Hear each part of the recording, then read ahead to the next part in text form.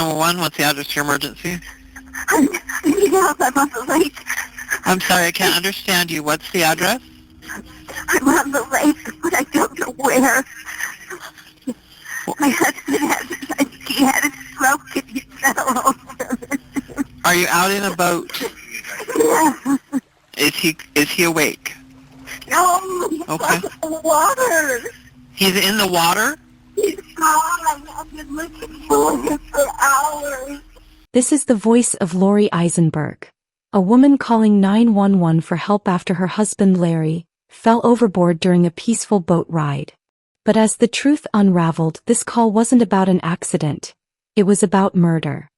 Welcome back to Chilling Fireside Stories, where we delve deep into some of the most chilling true crime cases. Tonight, we uncover the shocking story of Lori Isenberg, a woman whose seemingly perfect life unraveled into a tale of deceit, greed, and murder. Before we begin, a word of caution. This story involves sensitive topics including murder and financial fraud. Viewer discretion is advised. Now grab a warm drink and let's begin. Lori Isenberg was a prominent figure in the Coeur d'Alene, Idaho community. As the executive director of the North Idaho Housing Coalition, Lori was known for her work assisting people with affordable housing. She appeared to be a compassionate, hardworking woman dedicated to making a difference. Lori, 66, and her husband Larry Isenberg, 68, had been married for over 17 years and were seen as a loving, inseparable couple. Together, they enjoyed their retirement years boating on Lake Coeur d'Alene. However, beneath this veneer of a perfect life lay secrets that would soon come to light. On February 13, 2018, Lori and Larry Isenberg decided to take their boat out on Lake Coeur d'Alene. They intended to witness the sunrise from a picturesque spot known as Sunup Bay. The events that unfolded that day were almost unbelievable, as Lake Coeur d'Alene is typically known for its calm and tranquil waters. Hours later, Lori called 911, using Larry's phone, appearing greatly distressed and reporting a tragic accident. According to her, Larry had fallen overboard after feeling unwell and hitting his head. She claimed she had tried to save him but was unable to pull him back into the boat, seeking urgent assistance. Officers arrived at the nearest shoreline at 11 a.m. and dispatched a rescue boat to pick up Lori and provide her with medical attention. Upon arriving at the scene, sheriff's deputies demanded any information she had about Larry's last known whereabouts.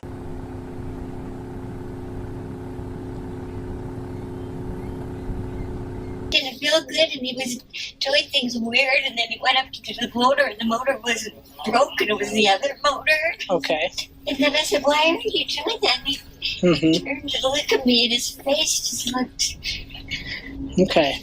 It looked awful, and then it just started to fall, and I tried to get the door open and get to him, and I couldn't grab him, and I fell. I'm just going to try to ask you some questions so we can kind of figure out where to go from here. Okay? Can you tell me, how did you get the bloody nose? I fell down. You fell down. So Okay. she fell against the door. I was trying to grab him. Okay. All right. Well, we got Find him. we got the best people out there looking for him right now, okay? Lori stated that she did not call emergency services until 2 hours after Larry fell overboard because she couldn't find her cell phone. She also claimed that the ignition key had broken just before the incident, meaning she had to manually start the engine again. Lori then revealed that she drove around the area looking for Larry but later decided not to drive the boat back to shore for fear of losing the trail. Eventually, she pulled out a blanket to keep warm, found Larry's cell phone, and immediately dialed 911. However, she said the phone slipped out of her hands and fell into the lake after the call. During this interaction, the officer noticed that Lori's emotions seemed very genuine, and everyone initially believed it was an accident. Medical personnel helped Lori to a waiting ambulance for further observation. Meanwhile, officers towed the Isenberg's boat to a nearby boat launch to assess its condition. Once aboard, detectives immediately noticed blood spatter in several places, presumably from Lori's nosebleed. Despite Lori's claim that the ignition key broke before Larry fell into the water, officers found the kill switch and lanyard on the floor. Investigators found this odd, as the switch and cord needed to be attached for the engine to start. Additionally, the ignition key was visibly bent, suggesting a possible struggle. The officers inspected Larry's truck that they used to tow the boat and they found Lori's cell phone, an unknown liquid in the cup holder, and a vial of diphenhydramine, an antihistamine that causes severe drowsiness. Lori's inaccurate information about Larry's last whereabouts led to an extensive search. Divers with sonar equipment and search helicopters scoured the area, but they were unable to find Larry. Lori provided minimal assistance to the searchers, which struck the investigator as odd. Throughout the search, Lori joked, laughed, and occasionally burst into tears for no apparent reason. However, since everyone grieves differently, this behavior was not emphasized. Later that day, the county sheriff received 2 calls about Lori's suspicious behavior at her home. The callers were the neighbors of the Isenbergs. They reported that Lori's family members were helping her move things out of the house, raising police suspicions. On February 21, 2018, a shocking discovery sent the case in a new direction. The North Idaho Housing Coalition, where Lori had worked for years, informed police that Lori was involved in possible fraudulent activities. The coalition's accountant had noticed irregularities, with $500,000 missing from the budget, and Lori was the only one with access to that amount.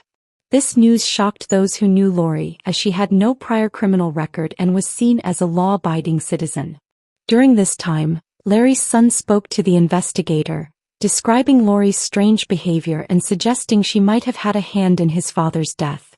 However, the detective initially dismissed this as a personal grudge and was sure Lori had nothing to do with Larry's death. On February 27, Lori was arrested on 40 counts of forgery, with the sum she was accused of stealing nearly $500,000. Because the coalition was partially taxpayer-funded, this became a much more serious crime. Lori's bail was set at $75,000 and posted the next day by one of her daughters. On March 1, 16 days after the tragic incident, Larry's body was found floating face down near the shoreline, about 3 miles from where Lori claimed he fell overboard. An autopsy the next day confirmed the body was Larry's. However, it would reveal something far more sinister than an accidental drowning. Toxicology testing revealed lethal levels of diphenhydramine, an antihistamine, in his blood. Although overdoses of the drug are rare, it acts quickly and can be fatal if taken in large quantities in a short period. Authorities chose not to immediately release the autopsy results. Lori had previously stated that Larry took multiple pills daily and often forgot the correct dosage.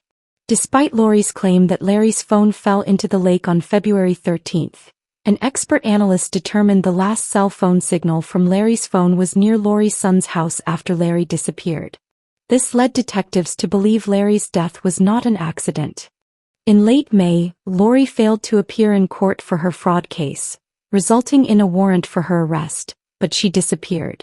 Meanwhile, investigators continued to question those close to the Isenberg family, uncovering cracks in their seemingly perfect relationship. Authorities theorized that Lori feared Larry would discover her crimes. He was known to be an honest, hard-working man, and those close to him believed he would never have condoned Lori's actions. Faced with the possibility of exposure and the unraveling of her life, Lori may have decided to silence her husband permanently.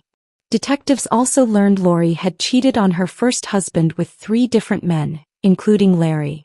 Additionally, handwritten changes to Larry's will reportedly made by Lori a month before his death were discovered, stating that 80% of the estate would go to Lori's children and only 20% to his own.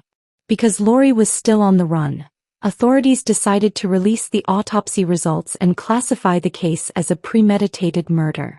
The autopsy revealed that Larry died from diphenhydramine toxicity after lethal levels of Benadryl, a powerful antihistamine known to cause drowsiness and impair motor functions. Larry had a staggering 7,100 nanograms of diphenhydramine in his body at the time of death, which is fatal. Police interviewed Larry's doctor, who reported that Larry was completely healthy with no signs of stroke or other medical abnormalities. As evidence mounted, Lori's story of an accidental drowning fell apart. Investigators learned that on the morning of Larry's death, Lori had given him a drink laced with a deadly dose of Benadryl.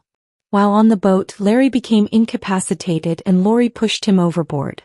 They also speculated that Lori intentionally drove the boat farther away from the spot before calling 911.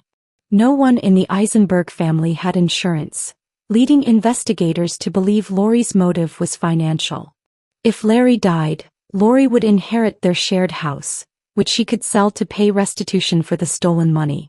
In July, after 2 months on the run, Lori turned herself in at the sheriff's office. Investigators had to wait for her fraud case to be tried in court. In November 2018, Lori pleaded guilty to wire fraud and federal program theft, agreeing to pay $580,000 in restitution. She was sentenced to 5 years in prison. Her daughters also pleaded guilty to conspiracy and were sentenced to house arrest with a $50,000 fine each. 2 years after Larry's body was found, Lori was indicted for first-degree murder by poison, a capital crime. Her trial was delayed repeatedly due to COVID-19. Initially, she was charged with first-degree homicide, but later entered an Alford plea to second-degree homicide, maintaining her innocence while acknowledging likely conviction at trial. In February 2021, Lori pleaded guilty to second-degree murder. In court, Lori spoke for over 45 minutes before being sentenced. She revealed that she began stealing from the coalition because her daughters, including one she had kicked out at 15, were struggling financially. Lori felt she couldn't tell Larry about wanting to help her daughters. She explained her grandchildren were suffering because their mothers couldn't provide medical or dental insurance for them. Torn between Larry's standards and helping her family, Lori devised a plan to steal money from her employer, which she called stupid and shameful. Prosecutors argued that Lori killed Larry to avoid the humiliation of losing assets in a divorce. However, Lori claimed the poison drink that killed Larry wasn't intended for him.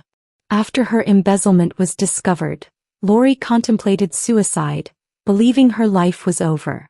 She planned to drown herself in the lake after drinking the poison, but Larry found the drink while she was sleeping on the boat. Lori admitted that Larry would still be alive if not for her actions. At the hearing, Amber Barnes revealed that her mother had manipulated the family. She highlighted how Larry dedicated his life to Lori, trusted her and loved her, yet she betrayed and killed him. Barnes called Lori's Alford plea an insult to those mourning Larry, insisting Lori be held accountable and seen for who she truly is. She remembered Larry as a father figure and a loving grandfather who warmly embraced her children. Barnes expressed how the family lost both Larry and the trusted Lori they thought they knew that day at the lake. Lori's actions shattered their lives, compounded by her endless lies and manipulation. She let the family support and believe in her, all while knowing the truth of her actions. The judge sentenced her to life in prison with 30 years fixed, crediting her for time served. After the sentencing, Larry's family silently embraced each other, finding solace in the justice served. The story of Lori Isenberg is a cautionary tale of how greed and desperation can lead to unimaginable consequences. As we close this chapter, let us remember Larry Isenberg and honor his memory. If you or someone you know is navigating a situation involving fraud, financial crimes, or domestic concerns, there are organizations that can help. Check the description below for links to trusted resources that provide support and guidance. Remember, you're never alone in finding a way forward. If you found this story compelling, please like, share, and subscribe to Chilling Fireside Stories. Your support helps me continue bringing these stories to light. Let me know your thoughts in the comments below. Until next time, stay curious, stay warm, and stay safe.